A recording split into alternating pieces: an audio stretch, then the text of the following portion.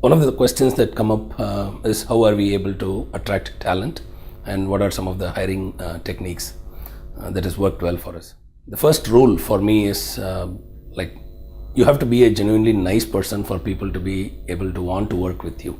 I think that's probably the only asset that I've got, and I'm fortunate to have all these employees who trust their careers with me. So I think a lot of them have worked with me several years ago, and they liked working with me. And I think being genuinely nice to people, building those relationships early on in your career actually helps in making people want to work with you and in believing in your vision. So that's point number one. So what I'm saying is, don't be a jerk. Even if you're brilliant, don't be a brilliant jerk. So the second thing is hire for complementary skills. So if you're a startup, early stage, you may be like 2 people or 3 people, and you may be programmers. One of you may be a product manager or a designer. So till you get the product out, those are really the only things that you need. You don't need a VP of sales, or you don't need a HR manager or a finance manager. So all those come later, right? So even if you get experienced people willing to join you at that stage, I would say you shouldn't probably be looking at them. You should look at what's needed to get your product out of the door. And that would be coders, designers, and maybe somebody playing the role of a product manager. To build a successful world-class product, it's not enough to have just good engineering. You need to have good engineering, good marketing, good design, and the whole value proposition is what makes the product a winner. So, and I've seen many companies in India especially have great engineering talent but falling short in terms of marketing or UI UX. So you have to ask the CEO who's building a team, you have to respect that each division of work, or each area is important, and you have to hire the best people. Now that brings us to the next question, right? So how are you going to get the best people? So define best, and as a startup in a garage, probably you are not going to be able to attract the best people, right? So I think you should not even try. If somebody like that comes, it's okay, but you have to take a lesson out of cricket. And India's cricket crazy country, so there are lots of lessons for us to learn there. So you know that sometimes an experienced person like a Virendra Sehwag could come in and not deliver.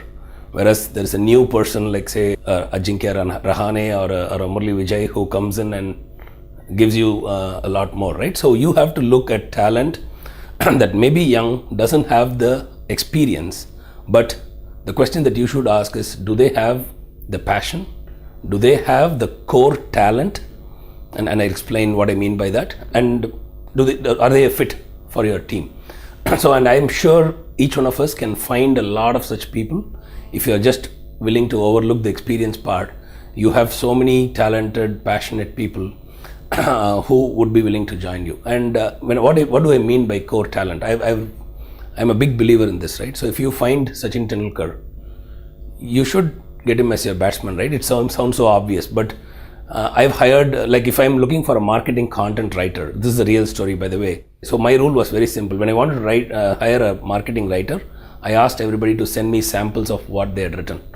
Now I was looking for guys who could write a good story, a good compelling story. Now this guy had a blog which was telling really good stories. He had the language, he had the ability to spin a good story, he had the ability to draw people into a conversation. Strangers were commenting on his blog. Now that's something which are the core talent, is what defines the core talent of a writer. Now I knew that I had found my writer, and he had to just come in and screw up the interview to for me to not hire him. So my mind was made. So that's what I mean by looking for the core talent and the passion. So even if they don't have an experience, the relevant experience, it's fine.